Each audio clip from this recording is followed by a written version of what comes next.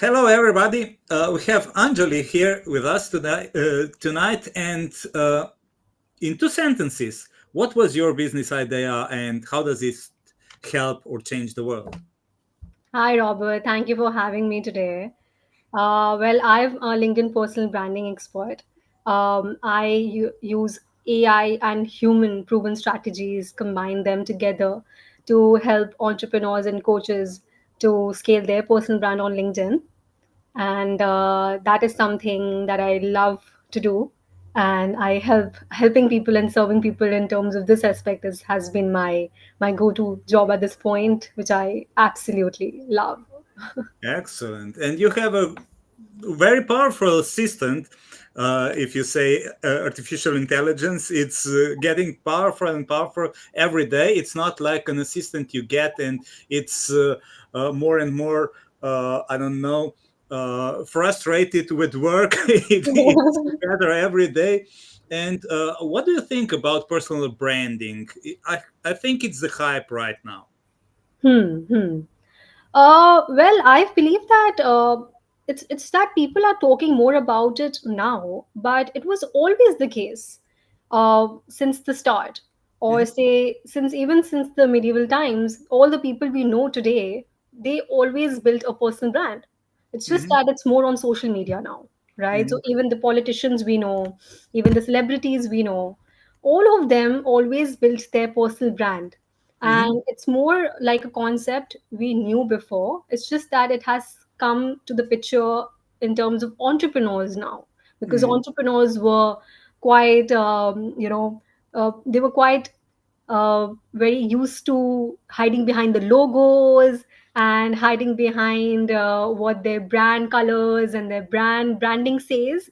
But Hmm. now the concept of personal branding has forced them, I would say forced them, because not Hmm. everybody is very used to it. So Hmm. forced them to come out and talk about their journey, talk about their problems, their struggles, their vulnerabilities, everything which is behind the scenes, which was not the case before. Yes, So, and which is very powerful in today's day and age. So I would say that it is a hype right now, but it wasn't just a new concept. It's not a new concept. It was always there before. exactly. Okay. When What was the moment when you went from this idea in your mind to the breakthrough? Okay, let's make it real. Let's make this a business. Was that a moment, a person? What was the trigger? When I moved to the UK, let's start from there. So when I moved to the UK, I was actually working on my digital marketing agency at that point in time, because I already had a couple of years experience. I had the 9 years of experience of running businesses in my home country, so I was quite used to that experience, and I was working on my digital marketing agency because I have that 9 years of digital marketing experience. So when I was working on that, that is when I understood what the trends are. I was at that time I was basically an ads expert. I was a meta ad specialist. Hmm. So running meta ads and Google ads was my favorite thing to do. And I Hmm. had helped around 25 businesses to scale to multiple 6 to 7 figures, including my own, through meta ads and Google ads. But when I came to the UK, I understood that this trend of just running ads and growing their business is something that would not stay for a long time. So I understood that a personal brand would very soon take over, because a personal brand is so powerful that you might or might not even need ads to grow your business. And this trend itself really had a conviction that that could help me grow my business. Probably, you're probably yes. So I said, if I can even grow my own business through it, then that would be a win. So my trigger point was to grow my own business first.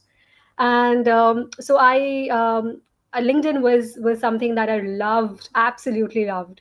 So I always loved LinkedIn a lot, but I was not really consistent on it, or probably didn't never thought about it as a medium to grow the business. So just in March, I started my LinkedIn journey and started being consistent on it. And when I started being consistent on it, I got a great response. A lot of founders approached me because I was on a 30-day challenge. And after that 30-day challenge, I had grown around 1,500 more followers in that 30-day challenge, which then scaled me to like 5,000 more followers later on. So in those 40 days in total. So a lot of people started approaching me that how are you doing it, and just few days back we saw you just had 3,000 and now you're at 5,000. What are you doing? Is there some magic wand that you're working on? And I said no, it's exactly the kind of strategies, that human proven strategies, that uh, I have learned over the years, and I'm combining AI with it and my AI expertise with it. And that's how I got my first client in for terms of this offer. So that I said, okay, fine, like, people need it so much, then this is something I should be working towards, because at the end of the day, as entrepreneurs, we are all here to serve. Hmm. And serving is the main concern here. And if people, this is the major need of people, then serving this need is most important. So yeah, I haven't looked back. Rest is history, and haven't looked back since then. Loving what I'm doing now. Great. What surprised you the most on your entrepreneurial journey, in good or a bad way? Mm, a lot of things surprised me. One of them would be the changing trends. Hmm. So in the day and age that we're living in, the trends keep on changing a lot. Hmm. And it's, as an entrepreneur, it's very important for us to stay up to date in terms of the trends. And that's something very, very essential for us, especially when AI is taking over and there are new trends coming up. We need to understand what's noise and what's something that we need to focus on. Hmm. So that is something that is a good and a bad, I would say. Hmm. So, do you think that today is the easiest in the history to start a business with all this social media where you have practically free advertising in comparison with the meta ads and Google ads that, like you said before, you can do this for free right now. Okay, perhaps you need Anjali to help you with all the buzz about your business, but it's basically free if you know what you're doing. Is it the easiest time ever to start and grow your business? You're absolutely right, Robert. I really feel that right now is the best time to start. If the way people say that the best time to start was a year back, but and the next best time is today. Okay. So that's exactly what I would mention here as well. That it's never about the right time. It's always about getting started. Hmm. So once you get started, Hmm. the momentum and the learnings, they follow you, and that's the most important thing. So taking action is the most important thing here. So yes, once someone takes action, then eventually they'll always figure it out. Exactly. That's where why the title of this podcast is "Ideas Are Cheap," because Hmm. we want action. And tell me, how do you help people? Like I said, I have an idea, I have a business idea, and I don't know how to start. How can you help me? So, as you mentioned, ideas are cheap. I love this statement. I love this title, because definitely ideas in today's day and age are cheap, but taking action is the most expensive thing and the most essential thing, I would say. So, in this case, when any entrepreneur comes to me and my team, and they have an idea, our job is to ensure that we take them from idea not towards just execution, but towards monetization, Hmm. right? So then, an idea is nothing if you're not talking about it on the internet, right? So we obviously build momentum in terms of building their personal brand, helping them build their personal brand, especially on LinkedIn, and then help them monetize it and show them the graph and the roadmap towards monetizing it. And that's exactly what we do to ensure that they are right on the path and they're also achieving their goals. So, what would you say is the most common mistake people do when they start with the idea and start with execution that make them fail? The most common mistake that I see people making is that is not having any mentor with them who can help them guide through the process, I would say. Hmm. Because when you have a mentor who always, a mentor or a coach who is there to help you out and show you the proven strategy, then you will, if you don't have that, then you will always be listening to all this noise that is going around on the internet, right? Hmm. And Hmm. one person is saying something, the second would say something else, and everybody would have their different strategies, and I'm sure all of them do work because it Yeah. worked for them. Yeah. But would that work for you? Not necessarily, because you don't know the strategy completely. You don't have one path to go towards, Hmm. right? So having some coach, some mentor, or some helping hand is very, very important. Hmm. That's the first mistake. And the second mistake is not having a strong offer, I would say. Hmm. So even if people are very consistent on LinkedIn or any other social media platform, they wouldn't have a strong offer. So all of all of those efforts that they're doing, all of the time that they're spending, all the energy that they're spending, it's all going to a waste because they do not have a strong offer to back them up. Hmm. Exactly. So you mentioned the mentor or coach is really important, and I think that's absolutely correct. If in I don't know sports we have this. Um, that's not possible to be in the top league if you don't have the several coaches, but in business people are not still not used to that, but regarding you, what was the best business advice you received? The best business advice I received. That's a tough Hmm. one. There are a lot of business advices that I received. Okay, And I it will tried be my best. more than one. Yes. Yeah, I tried to implement all of them, at least most of them. But I think the best business advice that the best of the best, I would say, would be to understand the fact that I'm here to serve and not to sell.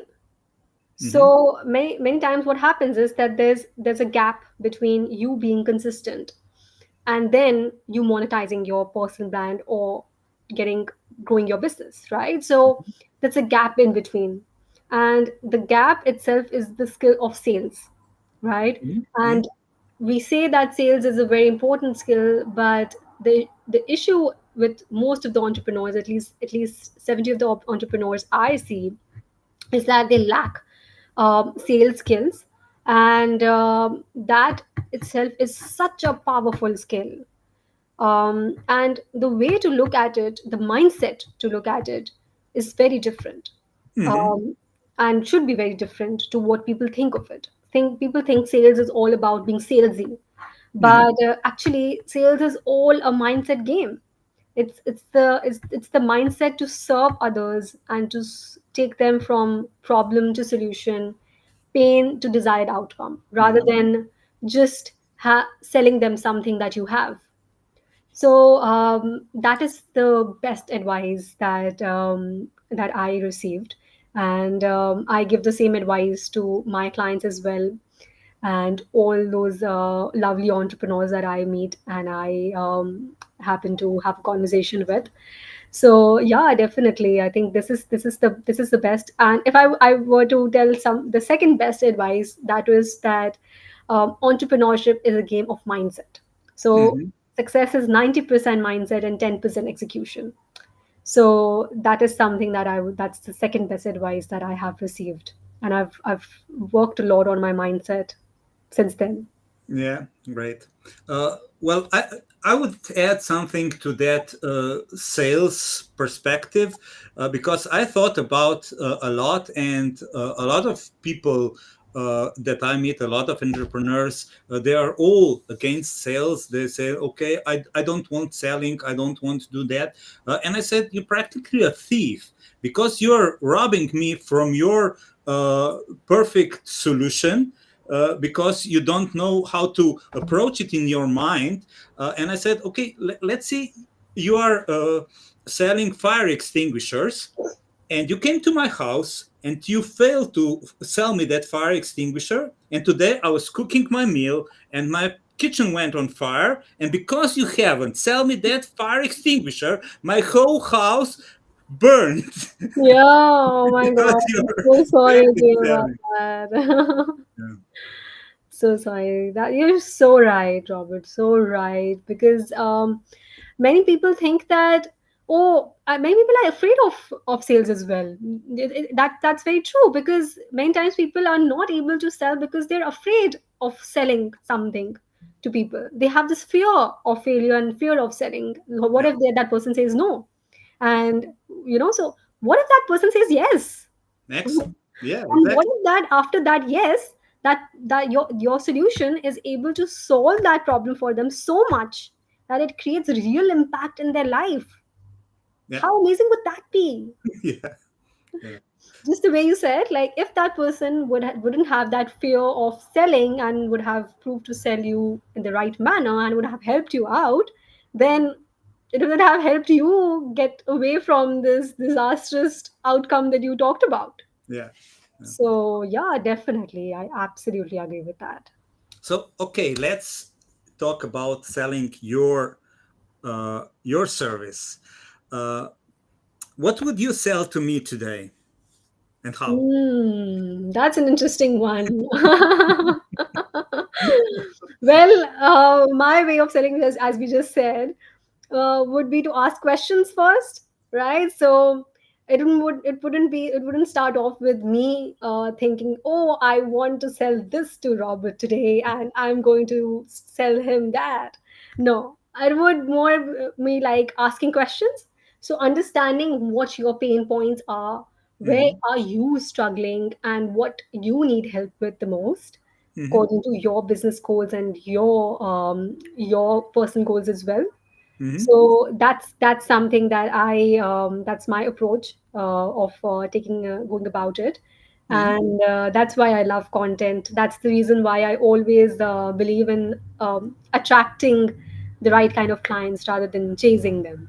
Hmm. So what would you like to attract in terms of your struggles and your pain points? Well, I actually have a passion because I saw so many people in my life that live beyond their possibilities Hmm. Hmm. just because they're not in the, like you said, in the right mindset. They nobody shows them how could they be different, how could they change their lives. And that's what I'm working on. Hmm. That's why I like working with startups, especially like working with startups from the US and UK, because the mindset is much different than here in Slovenia, and it's much easier. They have this entrepreneurial mindset. I don't know, somehow engraved, and at least that one, the ones that I am with. Am in contact with, and it's much easier to uh, work on their mindset because they are almost there. And I've been a high school teacher, and I realized something, that I can only teach people or students what they almost knew. You Hmm. can go from, I don't know, subtraction and addition to the integrals, or something like that, some high staff. So you have to go through that steps. And if somebody is already in that mindset that, okay, I want to be an entrepreneur, I want to go all in, I want to do whatever it takes to succeed, it's much easier, because everybody could succeed if just uh, put enough repetition. uh, which leads me to the my favorite business advice, which is your first 100 videos will suck. uh, and it means, okay, you have to do the repetition to get better, and you always suck at the beginning. And that's my point. That's my I don't know, goal. What I want to achieve in life, and I enjoyed it really much, and that's why I'm doing these conversations here on this podcast, talking to aspiring entrepreneurs who achieved something, also to some of them that failed, because failure is also part of success. I don't see it as a final state. It's a part of success, not something different. I love that. I love that. I Because the way you said that failure is still a win, that's actually a very on point statement, I would say, because many times people do not have that mindset that Hmm. failure is not something that they should care about. They think that it's something that to be very sad about, and they wouldn't even talk about their failures on LinkedIn, or generally even talk about it in person in the real life. Hmm.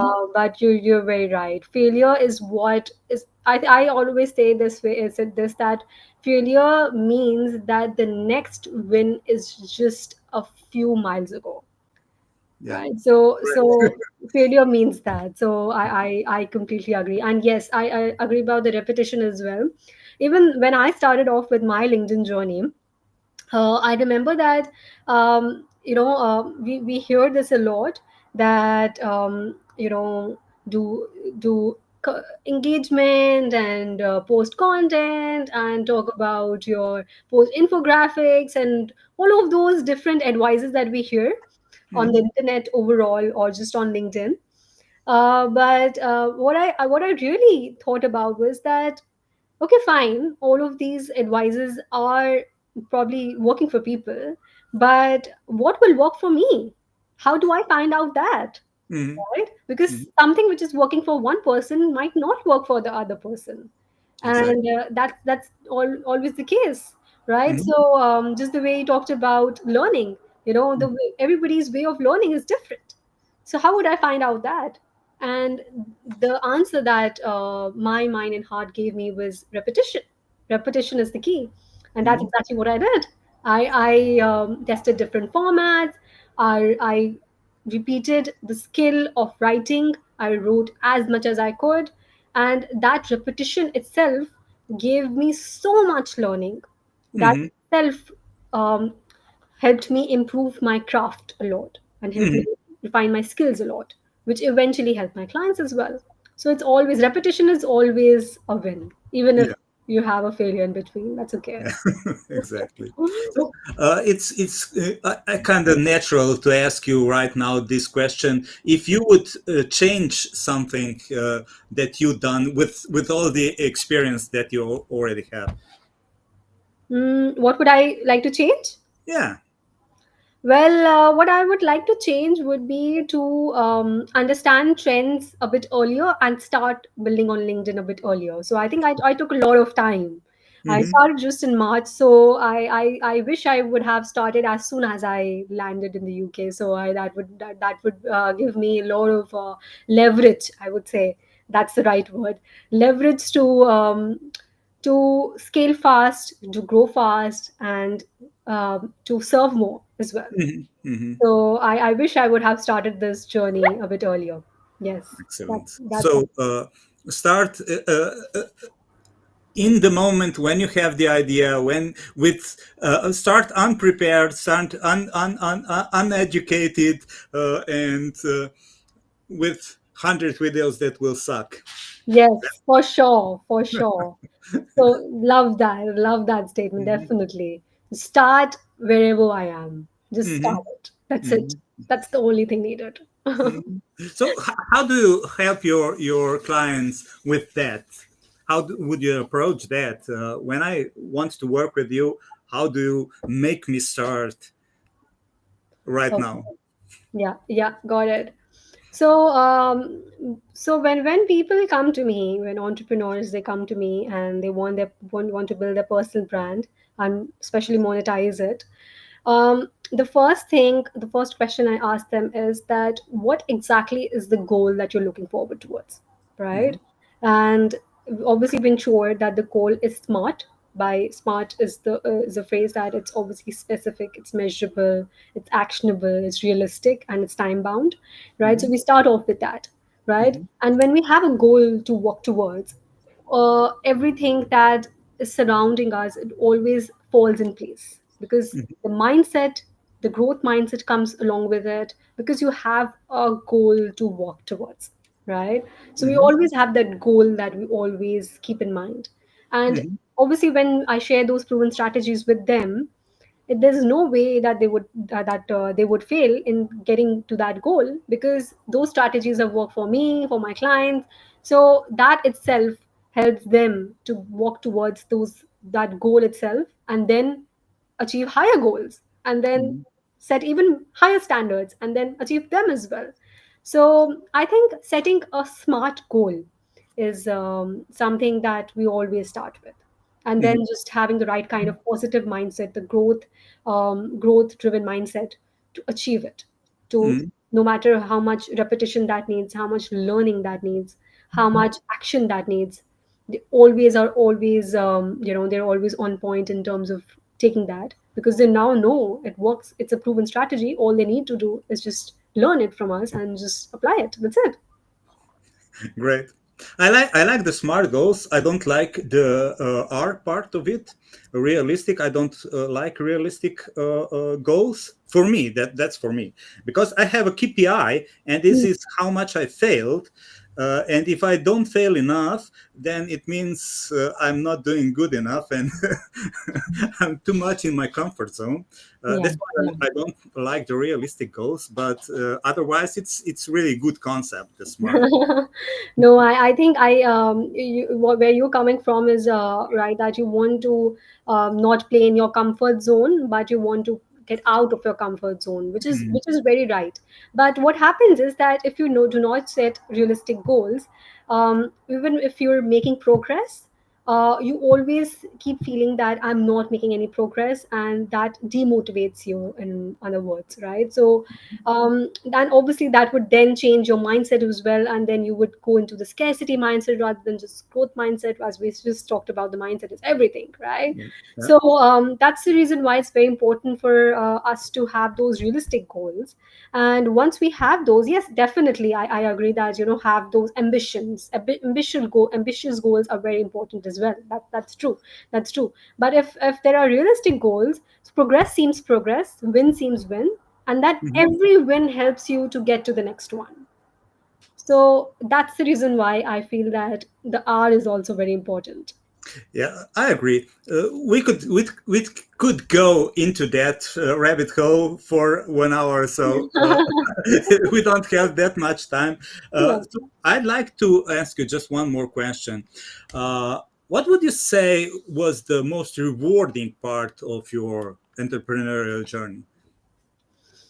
The most rewarding part of this entrepreneurial journey is meeting the amazing people and building this amazing community. I get to meet such amazing people like you. I get to meet such amazing people who always are there to support me. I'm always there to support them. And this community that we've built on LinkedIn is something that I'm super, super proud of. And this is the most rewarding part because even if there are people who are approaching me and they need my help, and I'm able to serve them in the best manner possible, be it monetary or be it not monetary as well, that's okay. Mhm. There are a lot of people that I've helped, when I was starting out my journey, because at that time I had the time and capacity to do that. And Mhm. I still do that at times as well. And I love that. I love that. Even if I feel that I'm able to impact even one person's journey, that's a very big win. So Mhm. that's the most rewarding part that I feel about this journey. What about Right. you? What do you Yeah, think? yeah. I think that's one of the most the best. parts in in this ability to help people who just need that little trigger, that little Mm, push to make that big changes in their lives. Yeah. super true. Definitely. Completely agree that with that.